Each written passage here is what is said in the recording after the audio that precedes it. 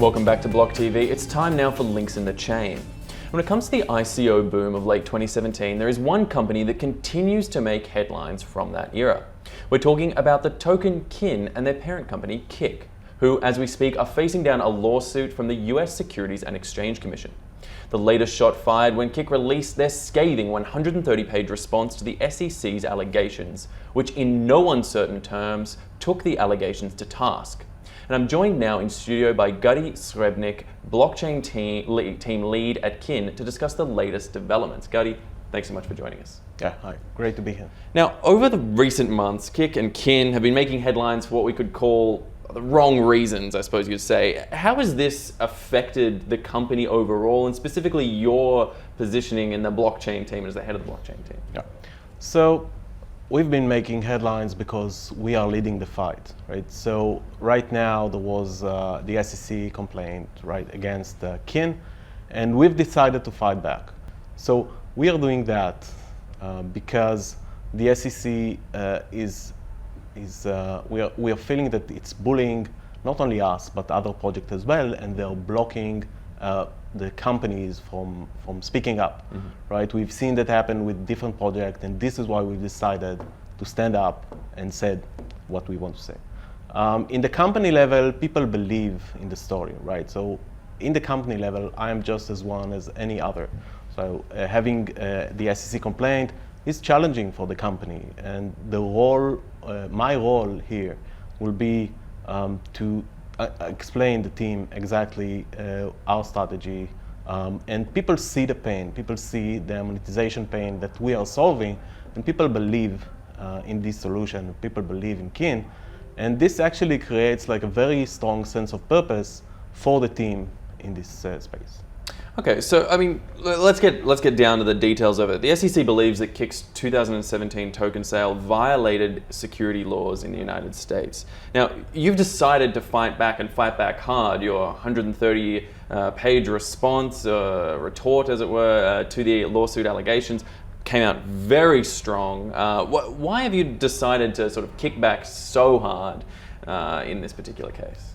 Right. So two reasons, right? One, someone needs to do that, right? As I explained, there are many companies that currently are under this SEC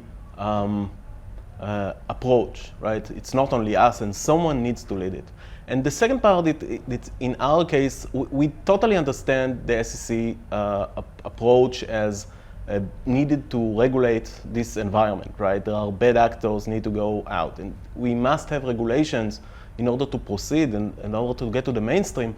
But in our case, this is just not the case, right? And we are showing continuously for the response to the lawsuit and to the Wells response that in this case, the SEC had to take like to twist facts and twist email in order to represent their point. So this is very clear, and we let the people see the facts. Mm-hmm. Okay, but in terms of seeing people and regarding the facts, I suppose it's interesting because when this lawsuit was first filed, when it first started to come out, Kik set up the Defend Crypto campaign, looking to use this case as a precedent-setting case in the United States to establish any future ICOs or security launches, token launches into the future. Now, that campaign sort of, I guess, fizzled out, for lack of a better term, sort of didn't quite get the success you guys had hoped for. But are you still confident that you can get the sort of results that you want out of this lawsuit and set the precedent that you hope to set for future endeavors? Right, so two things here. So one, regarding Defend Crypto, so there are several reasons for Defend Crypto project, right?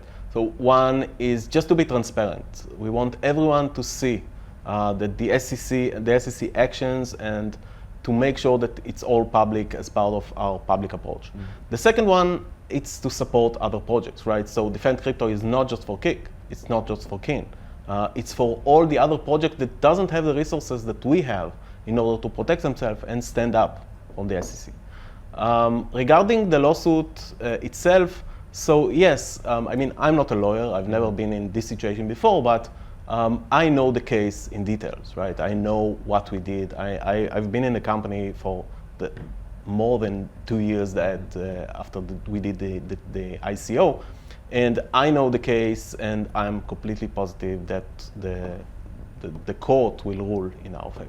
Okay, so getting beyond the lawsuit for a moment and talking about what's happening with Kin at the moment. So firstly, could you detail a little bit about your daily working environment, your role there at Kin? Sure.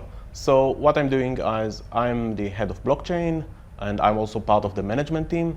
As the head of blockchain, I'm dealing with everything related to the technology, scaling challenges, incentives, governance model, everything related to the business side. And I'm coming from the space of delivery, of production. So the main way that we look at this blockchain is as like a service to the client, meaning the SLA for the client is the most important thing for us. So, and this is the way that we think about the blockchain in the team. And now given, I mean, you guys have this lawsuit hanging over your heads, I suppose, in some way, but that doesn't mean that you've stopped working on established projects or projects you're developing at the moment. What's sort of coming down the pipeline at the moment? So we have several projects currently. So first, we are focusing on giving more and more partners and more developers into the ecosystem to increase the growth and create more demand. On the second part, we are focusing on tools to provide these developers an application in order to make their transition into the ecosystem more effective, faster. We are focusing on a better user experience. We are focusing on the web part as well, not only the mobile part. We are also focusing on the KRE, which is the Kin Reward Engine, which incentivizes all the stakeholders in the economy. On the blockchain perspective, obviously the ecosystem is growing. We need to support scale. So we are doing on-chain, off-chain scaling, and obviously keep exploring everything. So we are around 60 people in Tel Aviv offices, most of them developers. We're constantly recruiting, so we are growing the team as well. Okay, so and that brings me to an interesting point here, which regards the development of Kik and Kin right now. I'll read to get my facts 100%. So a recent report has shown that monthly active spenders on Kin have increased 700% between March 1st, 2019 and August 2019, reaching approximately 600,000 unique monthly spenders. That's a pretty impressive growth rate you're showing there. Can you tell us a little bit about how you think this, how you achieved this, as well? Do you think that the lawsuit is going to have any impact on this, even for the better or for the worse, going into the future? Okay, so let's start with the growth. So yes, the numbers are great on our side, right? So I think the main thing is that we are focused on the product. We come from the product world. We understand the pain in the monetization that the application have, and we know how to build a product for developers to build for clients. And we are also, as I said, we're coming from in the infrastructure as well, so we know that we need to support a certain SLA. We don't go like finding a tech solution that no one is going to need eventually. We are focusing on the problems right now. And we keep growing, right? So every month we continue to add more partners. We have new developer programs. Currently it's called the Kin Crypto Challenge, sorry. And what we are doing there is we're doing several things. One is we want to onboard more developers to the ecosystem, to introduce them to the solution so they know that their pain can be resolved. And the second one, we understand more about our client needs. The more developers we enter, the more tools that we get to make the ecosystem faster and more effective in getting more and more demand to the ecosystem. Okay, and speaking of that demand in the ecosystem, projecting further ahead, out a few years from now, sort of what do you see as the ultimate vision for Kin, looking into that sort of further future? Okay, so I think in few years there are going to be several big networks, such as Kin. Currently, we are a few steps ahead of everyone. There are going to be thousands or tens of thousands of applications inside this Kin ecosystem. We're going to have hundreds of millions of users using Kin in the digital and in the physical world.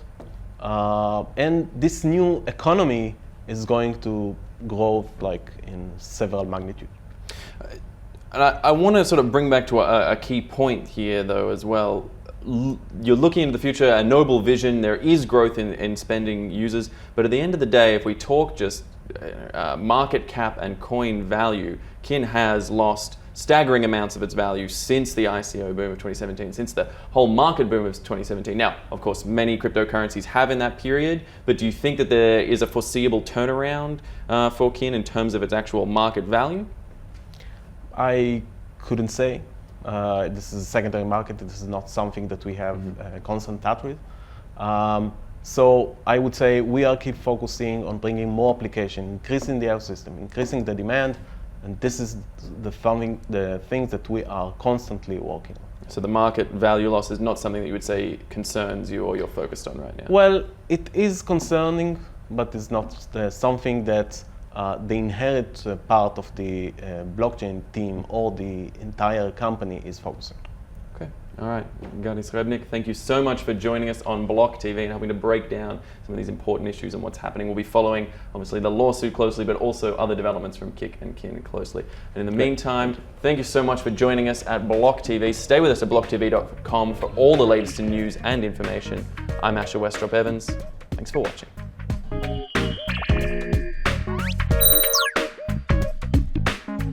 For more news and updates, follow us on Twitter.